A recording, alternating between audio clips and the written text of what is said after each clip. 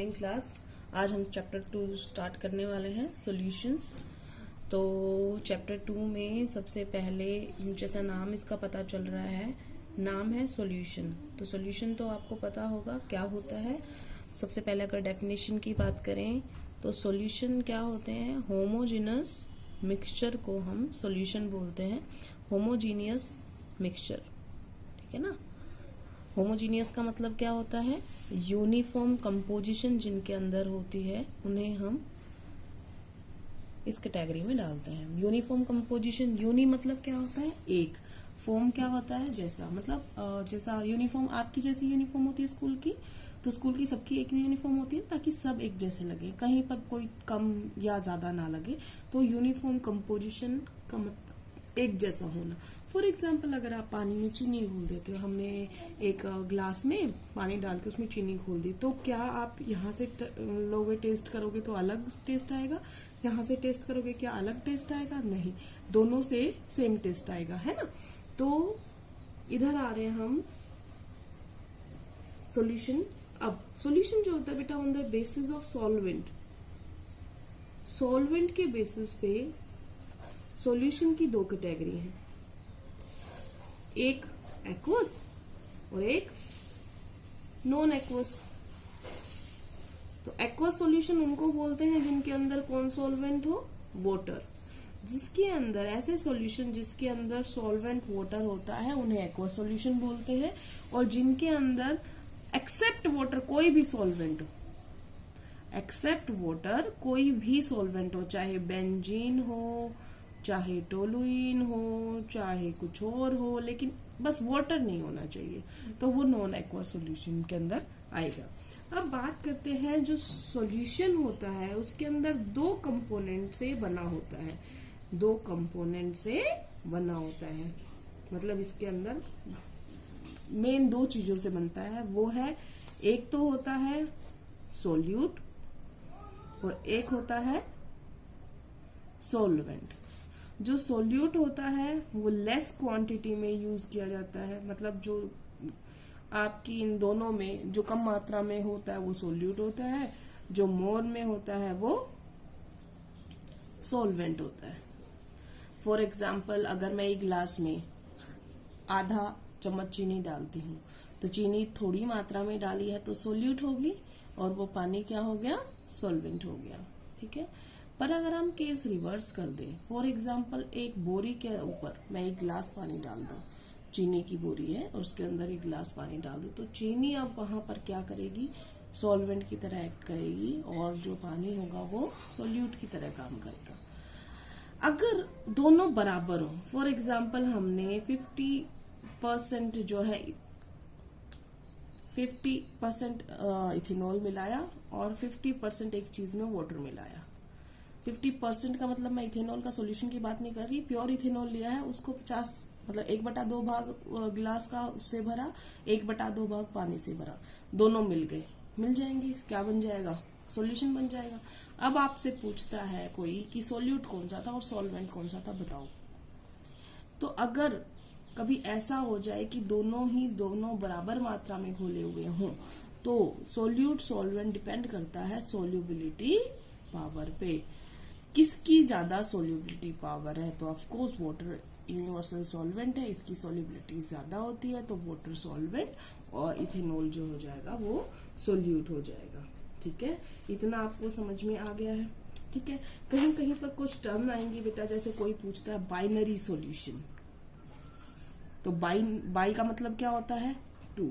तो binary solution क्या होता है, जिसके अंदर दो ही होते हैं कंपोनेंट, जो मैंने अभी डिस्कस किया, दो कंपोनेंट है तो बाइनरी सॉल्यूशन है।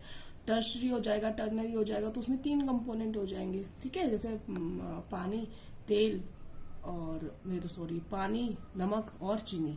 अगर मैं तेल वाला बोल देती तो वो हेट्रोजेनस मिक्सचर में आ जाता है, तो वो हम काउंट नहीं करें, हम पानी, शुगर और सॉल्ट की बात कर रहे हैं। अगर उन तीनों को घोलेंगे तो वो 3 कंपोनेंट से बन गया। यहाँ पे हम सिर्फ इस चैप्टर में हम सिर्फ कौन से सॉल्यूशंस की बात करेंगे, जो 2 कंपोनेंट से बना, एक सोल्यूट और एक सॉल्वेंट, ठीक है। इसके बाद हम आते हैं टाइप्स ऑफ सॉल्यूशन पे।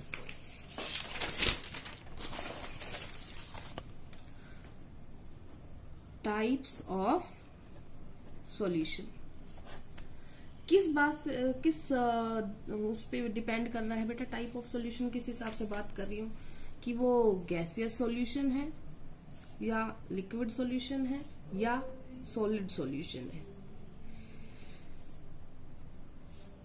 अब आप सोचोगे ये किस हिसाब से बोल रही हूँ गैस लिक्विड।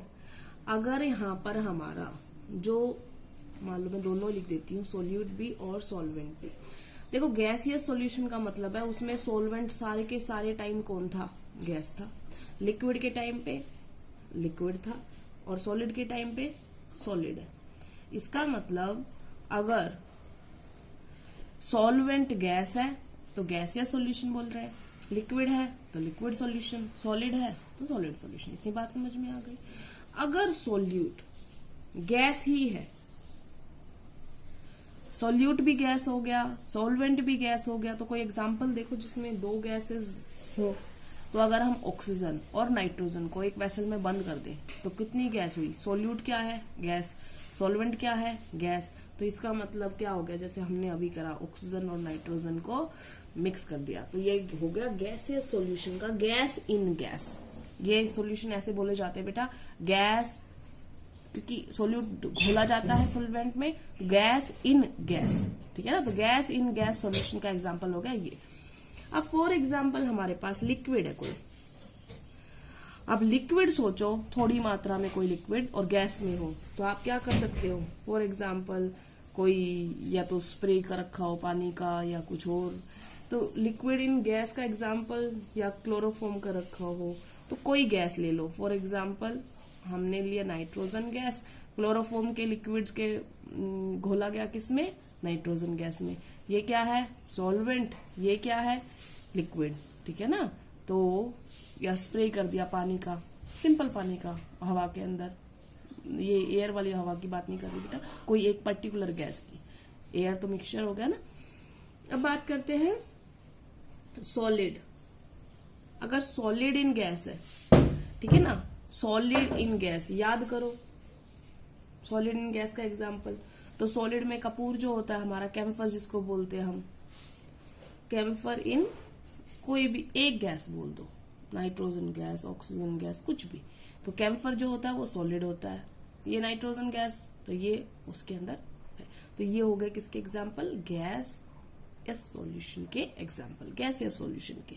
अब आते हैं हम लिक्विड सॉल्यूशन के। लिक्विड में लिक्विड सॉल्वेंट होगा इसलिए लिक्विड सॉल्यूशन, तो इसमें भी तीन आ जाएंगी, गैस, लिक्विड और सॉलिड। तो गैस इन लिक्विड का एग्जाम्पल, कोई गैस लिक्विड में घोली गई हो, बहुत बार देखते हो आप, कोल्ड ड्रिंक बहुत पीते हो, है ना।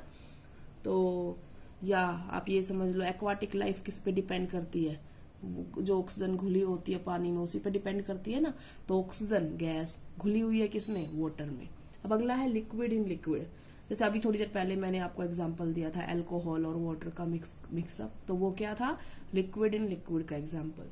सॉलिड इन लिक्विड, अभी थोड़ी देर पहले जो हम बात कर रहे थे, शुगर इन वाटर, वो किसका एग्जाम्पल था, सॉल्ट इन वाटर, वो किसका एग्जाम्पल था, सॉलिड इन लिक्विड, ठीक है। अब बात करते हैं हम सॉलिड, अगर सॉल्वेंट हो तब, तो इसके अंदर पहले हम गैस, फिर लिक्विड और फिर सॉलिड। तो गैस इन सॉलिड, अब याद करो कोई सॉलिड है उसमें कोई गैस।